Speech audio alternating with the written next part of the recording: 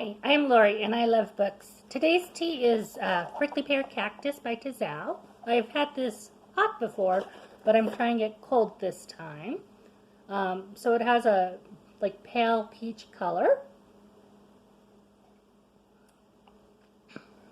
And it has a very subtle taste that's kind of fruity. So it's very nice and refreshing. Excuse me. So today I'm going to go over my last 4 books of the Mary Poppins series. The first one is Mary Poppins from A to Z, or From A to Z by P.L. Travers. And this is a really cute ABC book that, so like the first page goes through the whole alphabet, and then each page after that is based on one letter, so that's A. And then the other side has an illustration. M is for Michael and Mary Poppins.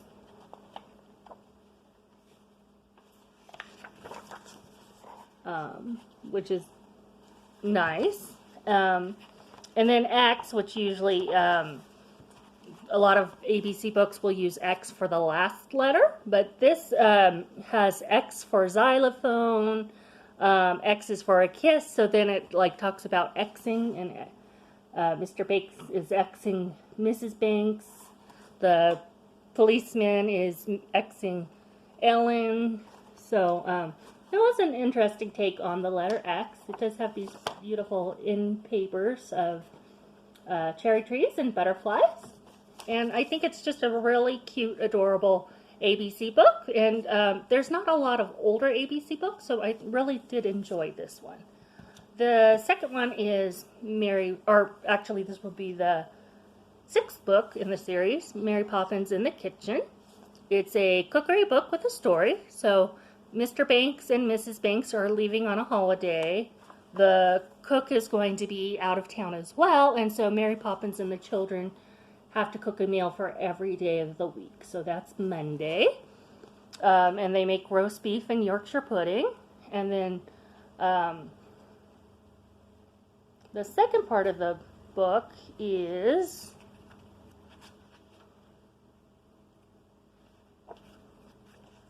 the cookbook. And so it has a lot of savory recipes, like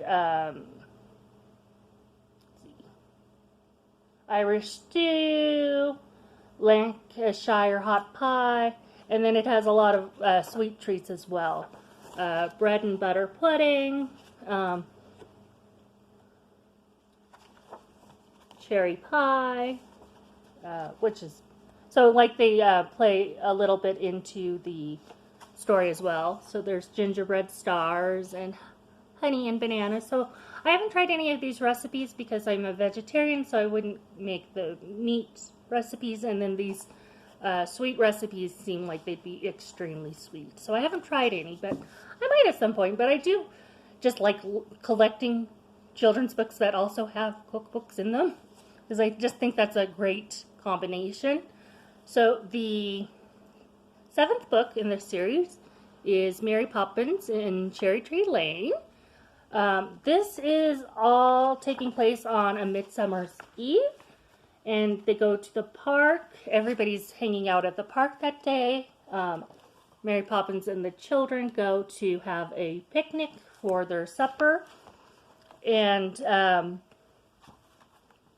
some people in the park are doing this kind of superstitious trick where if you put, I think it was cucumbers on the shoulder, and you close your eyes and you walk backwards, you will bump into the person you're meant to be with.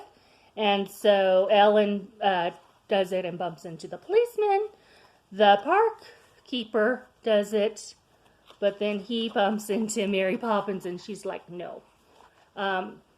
The constellations come down for the day, so Orion, and I think there's some other ones that come down and play, and have a picnic with Mary Poppins and the children. And so it's like a really cute story. It's just the one story that just takes place on a Midsummer's Eve. And it's really cute and very playful, so I did enjoy this one. And then the last book in the series is Mary Poppins and the House Next Door. This started off very interesting, and then it kind of fizzled out for me. It started off with the empty house that's on Cherry Tree Lane is being sold, and the other people that live on Cherry Tree Lane are like, but we don't want it to be occupied because it's occupied with our imagination. Where Mr. Banks imagines it's a astronomer that will let him use his telescope.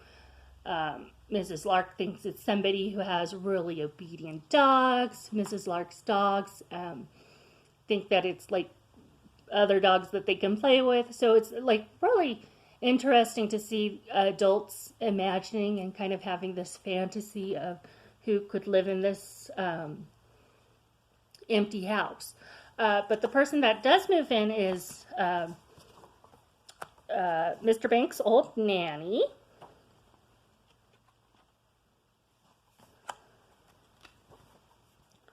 I think her name is, let's see.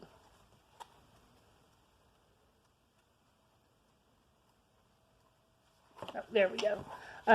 Miss Andrew. So Miss Andrew comes to live in the empty house, and she brings Letty, who is an islander. It doesn't say what island he comes from. It's a very kind of stereotypical character. He carries around a coconut. And then, like, the only really imaginative part is, like, the children and Letty and Mary Poppins go to the moon, and then they walk along the clouds to take Letty back to his house, or back to his island. But it kind of didn't feel very playful. It didn't feel very imaginative. I wasn't really into this one. And then to have like a very stereotypical character, it just kind of ended on a kind of disappointing note of this series. But I did really enjoy like books 1 through 6. Actually 1 through 7. So like that's the only book I didn't really like. This isn't the last Mary Poppins video I'm doing. I'm going to do a review of Mary Poppins Returns, the Disney movie, and Saving Mr. Banks. So I will have one more video for this series. Have you read any of these books? Are you a fan? Let me know in the comments below. Let's see. And I'm on Goodreads with the Children's Classics Club if you want to join our reading club. And we're reading The Wind in the Willows this month. So until next time, have a lovely time reading. Bye!